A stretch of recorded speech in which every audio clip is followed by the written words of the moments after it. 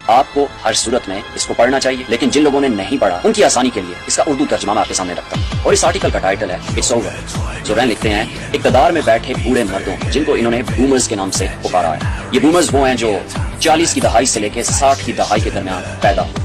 इक़्तिदार में बैठे बूढ़े मर्दों और औरतों के लिए अब सब कुछ खत्म हो चुका है। नई नस्ल वो सब कुछ खरीदने को तैयार नहीं जो आप उन्हें बेचने की कोशिश कर रहे हैं। आप चाहे स्कूलों और कॉलेजों में जितनी भी तकारीर, लेक्चर्स और सेमिनार करवा लें, हुब्बुल वतनी को फरोग देने की जितनी भी कोशिश करें, ये अब काम नहीं कर रहा। हुब्बुल वतनी जबरदस्ती पैदा नहीं की जाती। हुब्बुल वतनी खुद ब खुद पैदा होती है जब मौके बराबर हो, जब बुनियादी ढांचा मजबूत हो और जब निजाम मौसर तरीके से काम कर रहा हो। जब आप अपने आवाम को बुनियादी जरूरियात फराम करते और उनके हकूक यकीनी बनाते हैं, तो फिर आपको स्कूलों और कॉलेजों में जाकर तलबा को ये बताने की जरूरत नहीं रहती कि उन्हें अपने मुल्क से मोहब्बत करनी चाहिए, वो खुद ही करें। नौजवान ज़हन, जनरेशन ज़ी और जेन अल्फा वो बखूबी जानते हैं कि क्या हो रहा है।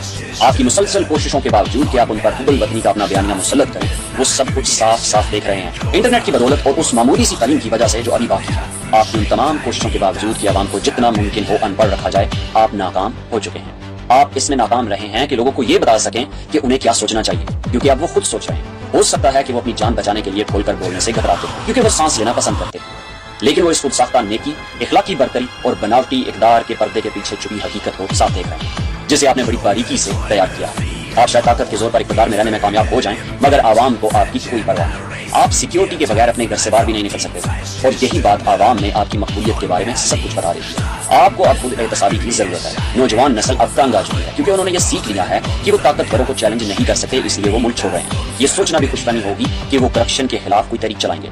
वो खामोशी से निकल जाना बेहतर समझते हैं, पीछे मुड़कर नहीं देखते, क्योंकि उनके वो दोस्त जो बोले थे खामोश कर दिए गए। लेकिन बूढ़ी नस्ल, बूमर्स के लिए ये सब कुछ खत्म हो चुका है। उनके लिए कोई मुस्तकबिल नहीं। नौजवान आबादी और मौजूदा हुक्मरानों के दरमियान एक बहुत बड़ा खला पैदा हो चुका है। कोई मुश्तरका बुनियाद बाकी नहीं है। जनरेशन ज़ी तेज इंटरनेट चाहती है, जबकि इक़्तिदार में बैठे लोग मजबूत फायरवॉल चाहते हैं। जनरेशन ज़ी सस्ते स्मार्टफोन चाहती है, जबकि बूढ़ी नस्ल स्मार्टफोन्स पर टैक्स लगाना चाहती है। जनरेशन ज़ी फ्रीलांसिंग पर आसानियां चाहती है, जबकि बूढ़ी नस्ल फ्रीलांसिंग पर मजीद पाबंदियां लगाना चाहती है। यही वजह है कि हुक्मरान हार चुके हैं। आप जितनी मर्जी साजिशें बना लें, जंगें कर लें, जनरेशन ज़ी उन सब पर मीम्स बना लें। आप मेन स्ट्रीम मीडिया को सेंसर कर सकते हैं, मगर जनरेशन ज़ी रंबल, यूट्यूब और डिस्कॉर्ड जैसे प्लेटफॉर्म्स पर जाकर अपनी आवाज बुलंद करेगी। बूढ़ी नस्ल, अब आप ख्यालात पर पाबंदी नहीं लगा सकते। बूमर्स अब नौजवान नस्ल के ख्यालात पे पाबंदी नहीं लगा सकते। वो दौर गुजर चुका जब आप आवाम को बेवकूफ बना सकते थे। अब कोई धोखा नहीं खा।